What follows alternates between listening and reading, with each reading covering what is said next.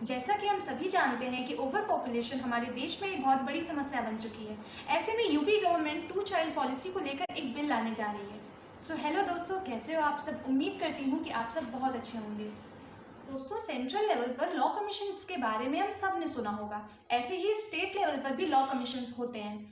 Uttar Pradesh state law commission ने Friday को अपना पहला ड्राफ्ट बिल पास किया, जिसका नाम था Uttar Pradesh population control stabilization and welfare bill 2021। दोस्तों, ये ड्राफ्ट बिल है, फाइनल बिल नहीं है। इसका मतलब ये है कि अभी पब्लिक ओपिनियन मांगा जा रहा है। मतलब पब्लिक अभी अपना ओपिनियन देगी, ऑपोजिशन पार्टीज कुछ कहेंगी, फिर इन सारी चीज़ों को ध्यान में रखते हुए एक दूसरा ड्राफ्ट या फिर फाइनल बिल बनाया जाएगा और वो लेजिस्लेटिव असेंबली के द्वारा पास किया जाएगा। फिर फाइनली जब वो गवर्नर के द्वारा साइन कर दिया जाएगा और फिर जब गैजेट नोटिफिकेशन आ जाएगा, तब जाके ये बिल इम्प्लीमेंट होगा। चलिए अब बात कर लेते हैं कि इस बिल में क्या है। तो जैसे हम सबको पता है कि ये बिल टू चाइल्ड पॉलिसी को लेकर है। तो जिनके भी 2 से ज़्यादा बच्चे होंगे उनको सरकार की तरफ से कोई भी बेनिफिट नहीं दिया जाएगा। तो चलिए बात करते हैं कि कौन कौन सी वो चीज़ें हैं जो आपको नहीं मिलेंगी अगर आपके 2 से ज़्यादा बच्चे होंगे। पहला है कि जिनके भी 2 से ज़्यादा बच्चे होंगे वो लोकल इलेक्शंस नहीं लड़ सकते हैं। 2 से ज़्यादा बच्चे होने पर वो लोकल इलेक्शंस नहीं लड़ पाएंगे।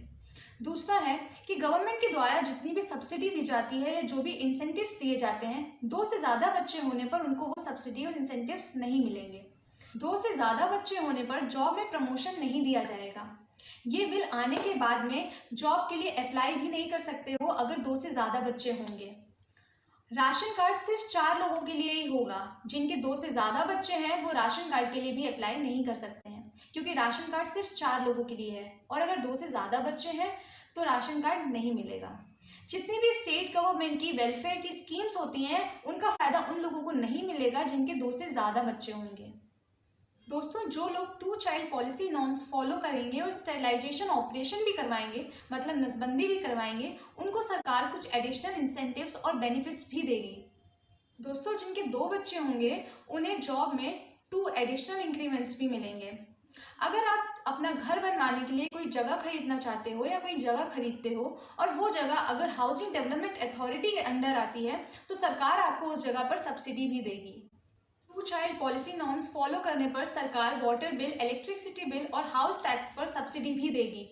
मैटरनिटी लीव 12 महीने की मिल सकती है और उसका आपका कोई भी पैसा कट नहीं होगा। पूरी सैलरी दी जाएगी और कुछ अलाउंसेस भी दिए जाएंगे अगर आप टू चाइल्ड पॉलिसी नॉर्म्स को फॉलो करते हो।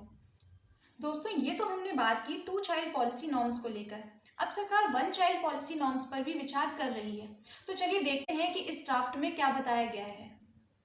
जिन पेरेंट्स के एक सिंगल चाइल्ड है उनको एजुकेशन इंस्टीट्यूशंस में प्रेफरेंस दी जाएगी। उस सिंगल चाइल्ड को पहले प्रेफरेंस दी जाएगी बाकियों की कंपैरिजन में।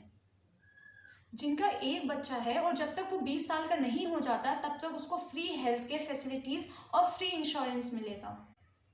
सिंगल चाइल्ड है तो ग्रेजुएशन लेवल तक उसकी पढ़ाई फ्री होगी। अगर गर्ल चाइल्ड है तो उसको स्कॉलरशिप दी जाएगी उसकी हायर स्टडीज़ के लिए और उसको गवर्नमेंट जॉब में प्रेफरेंस भी दी जाएगी। दोस्तों, सरकार के द्वारा कुछ कैश इंसेंटिव्स देने की भी बात कही गई है। जो लोग पावर्टी लाइन से नीचे आते हैं और अगर उनके एक बच्चा है और अगर वो स्टेरिलाइजेशन ऑपरेशन करवाने के लिए तैयार होते हैं, तो अगर उनके वो बच्चा लड़का है तो उनको 80,000 रुपये दिया जाएगा एक बार, और अगर वो लड़की है तो उसको 1 लाख रुपये दिया जाएगा एक बार। दोस्तों, सरकार को भी कुछ स्टेप्स उठाने पड़ेंगे और इस बिल में उन स्टेप्स को लेकर कुछ बात कही गई है, जैसे कि सेकेंडरी स्कूल्स में एक पॉपुलेशन कंट्रोल को लेकर अलग से सब्जेक्ट होगा ताकि बच्चे पढ़ाई कर पाएँ और चीज़ों को बेहतर समझ पाएँ।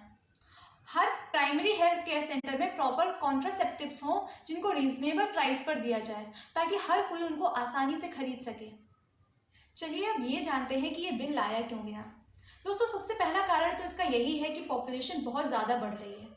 11 जुलाई को चीफ मिनिस्टर योगी आदित्यनाथ ने ट्वीट किया जिसमें उन्होंने कहा कि बढ़ती हुई इनइक्वालिटी का रूट कॉज है ओवर पॉपुलेशन।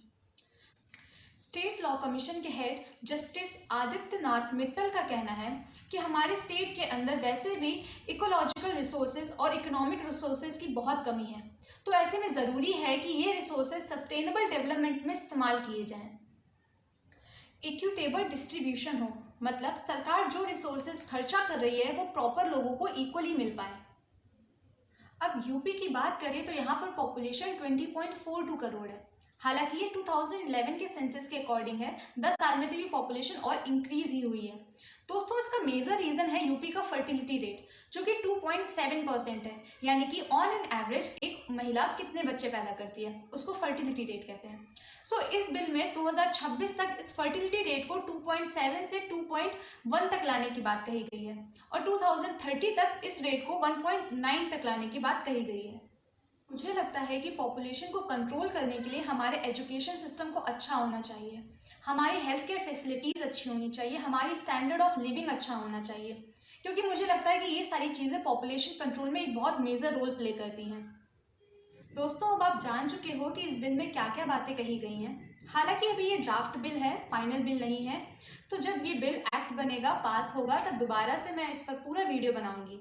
ये सारी चीज़ें अभी पब्लिक डोमेन में हैं। उम्मीद करती हूँ कि ये सारी चीज़ें आपको समझ में आई होंगी जो जो बिल में कही गई हैं।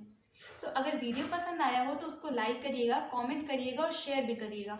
और हाँ, एक बात और, साइंटिस्ट और डॉक्टर्स का कहना है कि कोरोना की 3rd वेव आ सकती है। तो प्लीज़ आप लोग बेवजह घर से बाहर ना जाएं, और अगर बाहर जा रहे हैं तो प्लीज़ मास्क ज़रूर लगाएं। अगर वैक्सीन अभी तक नहीं लगवाई है तो लगवा लीजिए और अपना ध्यान रखिए और अपनी फैमिली का ध्यान रखिए। चलिए मिलते हैं अगली वीडियो में।